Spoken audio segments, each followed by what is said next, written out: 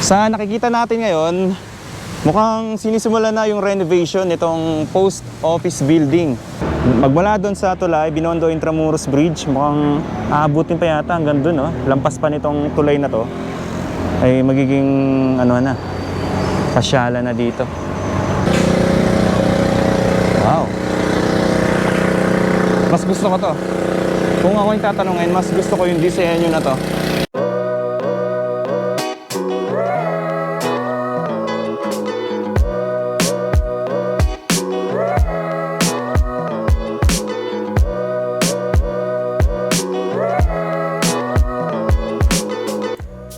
May 22, 2023 nang nasunog ang Manila Post Office Building. A massive fire hit the historic Manila Central Post Office in Liwasang Bonifacio. Marami ang nagulat at nanghinayang sa nangyaring ito. May mga nagsasabi na baka tatayuan daw ito ng condominium. Ang iba naman ay sinasabi na tatayuan daw ito ng mall o commercial establishment. Marami ang naging haka-haka tungkol dito. Sa likuran nitong post office building ng Manila ay makikita ang Pasig River Esplanade. Maraming beses na tayong nakapag-update dito at nakita natin na nag-iba ang disenyo nito mula sa orihinal na plano na una nating nakita. Ito ang unang disenyo ng Pasig River Esplanade. Simple at walang kakaiba.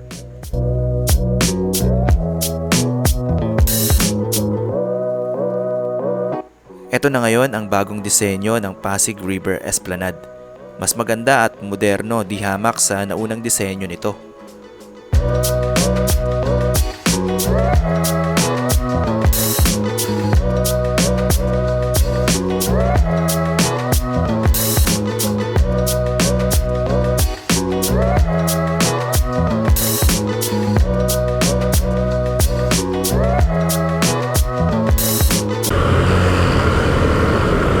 Alright, magandang araw sa inyo lahat. Nandito tayo ngayon sa bandang malapit dito sa may National Museum dito sa P. Burgos Street. At ito yung National Museum ngayon, oh. Ang dami nang pumupunta, oh. Bukas na. Nakakatawa lang kasi nakikita ko maraming pumupunta ng mga millennials. Bali, ang pupuntahan nga pala natin ngayon ay etong Pasig River Esplanade.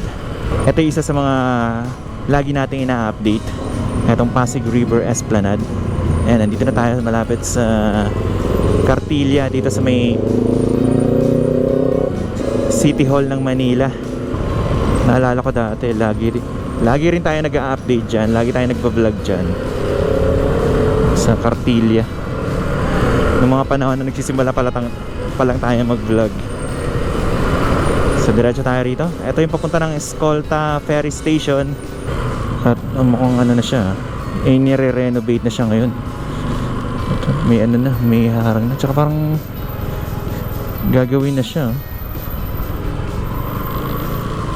Isimulan na. Pero hindi pa natin alam kung ano ang plano dyan. Ito yung park dito sa may Liwasang Bonifacio. Ito siya ngayon. Tapos nandito yung post office building. Yung nasunog na post office building ng Manila. Ito na yung statwa ni Andres Bonifacio. Tapos silipin natin etong fountain dito.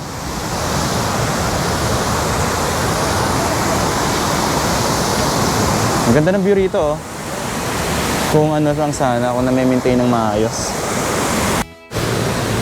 Sa nakikita natin ngayon, mukhang sinisimula na yung renovation nitong post office building. Lapit tayo. Medyo matagal akong hindi nakapunta rito, eh. Sa banda rito sa may Pasig River Esplanade. Tingnan natin kung ano yung mga pagbabago rito.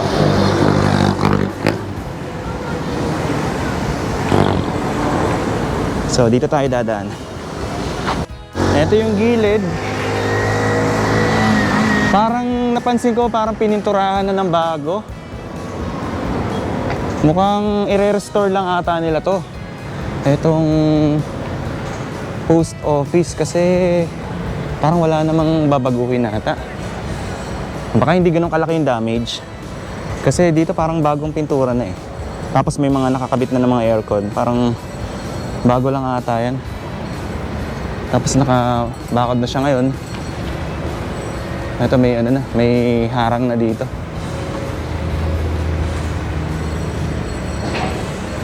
Dito naman sa harapan, yung Pasig River Esplanade. Ito yung lagi nating inaabangan. Kung ano na yung magiging ano nito. Pero to be honest, parang mas gusto ko yung disenyo ngayon kesa yung mga nakaraang vlog natin dito. Kasi may may mga halaman eh. Tsaka hindi siya basta simpleng simpleng disenyo lang. Ayun, maganda oh.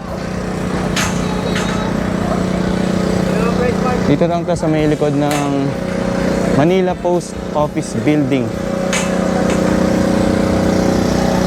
Ito, iniba na nila yung disenyo. Parang may pa ata, may ilaw. Okay lang makadya, sir? Thank you, sir. Ito, iniba na. Hindi na. Dati kasi diba nung unang update natin, yung hagdanan dito sa gilid. So, pag ganun. So ngayon, ganito na. Thank you, sir. Wow. Mas gusto ko to. Kung ako yung tatanungin, mas gusto ko yung disenyo na to kumpara nung nakaraan. Kasi mas malawak to eh. Ito oh. Tapos ang ganda pa ng mga lamppost. Mas maluwag. Lapit tayo rito. Dito parang may may daanan pa, papaba. Siguro pag ferry.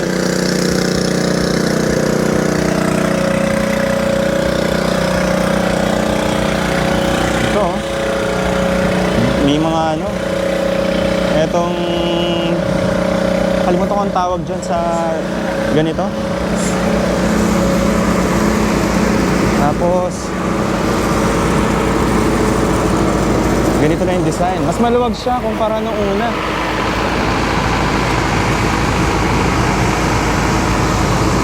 Lapit tayo ron. Tignan natin itong mga statwa dito na ilalagay. Ganda oh. Tapos may halaman dito.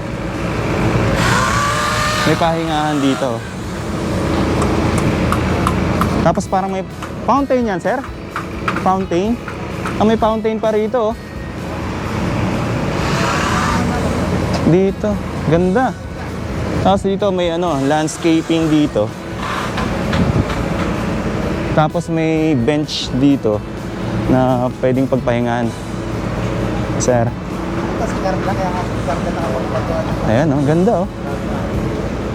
Para siyang ang details ito, parang Pilipiniana. Very Filipino inspired. Tapos may ilaw dito. Ayan, may mga ilaw dyan. Ito, ang haba ng fountain dito. Kasi ito may pa may design pa yung detalyado yung gilid. Ganda. Ito mas gusto ko yung ganitong disenyo kaysa nung una. Kasi nung una parang simple lang. Ito, ganda oh. Lakad pa tayo ron. Tingnan natin kung anong meron dito sa dulo. Tapos may kulay yung hindi ko lang sigurado kung lahat yan kukulayan. Pero ang ganda. Ito, ayan, mga lamppost dyan. Ito. Tapos, ito na yung dulo. Malapit na dito sa may MacArthur Bridge. So, hindi ko lang sure kung anong gagawin dito. Pero, baka isama rin to sa sa babaguhin. Ayan, ang ganda oh. Ito yung view niya dito oh. Wow.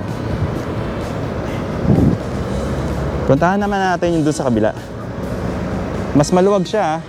In fairness, mas maluwag yung view deck dito kumpara nung una. Tsaka ano, may design talaga siya. Tsaka maganda talagang ano, tambayan. Ganda dito, pagka dito kayo nakapwesto. Tapos din parang may ano pa, may design pa dito, parang may layon pa dyan sa harapan. Punta tayo ron sa kabila. Yun, oh. May ano dito, landscape.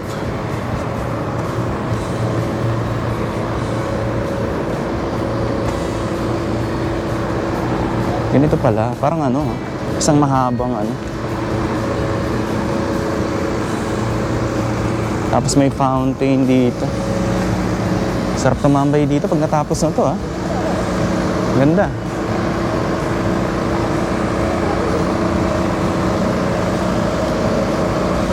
Punta naman tayo doon sa kabila.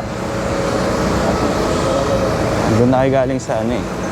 Dito sa entrance. Mas ganda siyang tambayan.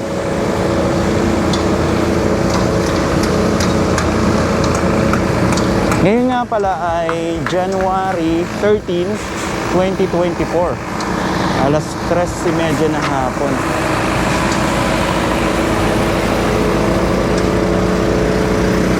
Mukhang pinag-isipan talaga yung design dito. Parang ano, parang view sa Hong Kong.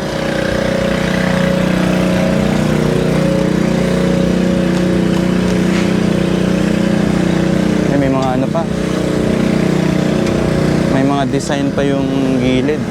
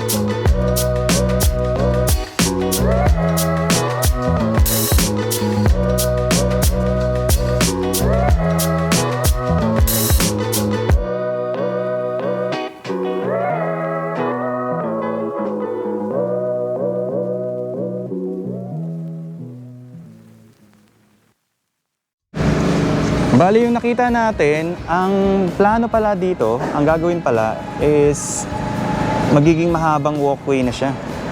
O magmula doon sa ilalim itong Binondo Intramuros Bridge, makakapaglakad na yung mga tao, dire-diretso na papunta ron sa likod ng Manila Post Office building. Nandito na tayo sa gilid nitong Binondo Intramuros Bridge. Napapansin natin na medyo namamatay na yung mga damo rito. At yung mga, may mga kalat na mga basura. So, sana kapag nabuksan na yung esplanade doon, kasi magkakarugtong na yan eh. Magmula doon sa likod ng Manila Post Office building, ay dire-diretso na yung tao, yung daan ng tao. So, sana ay maibalik yung unang itsura nito. Kasi Makikita natin dito may mga kalat ng basura. Pero pag naayos na to, babalik naman yung ganda talaga nito. Ito medyo napabayaan lang na konti rito kasi may mga kalat eh. At kailangan siguro dito ay may regular na tagalinis, yung nagme-maintain para na-maintain yung kalinisan dito. Ang ganda kasi, sayang naman kung mapapabayaan. Ayun oh, dire-diretso na yung daanan. Basta shout out.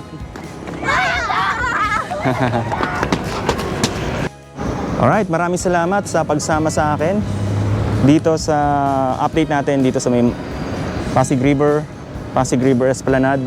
At magkita-kita po ulit tayo sa mga susunod na update. So, thank you so much and God bless po sa inyo lahat.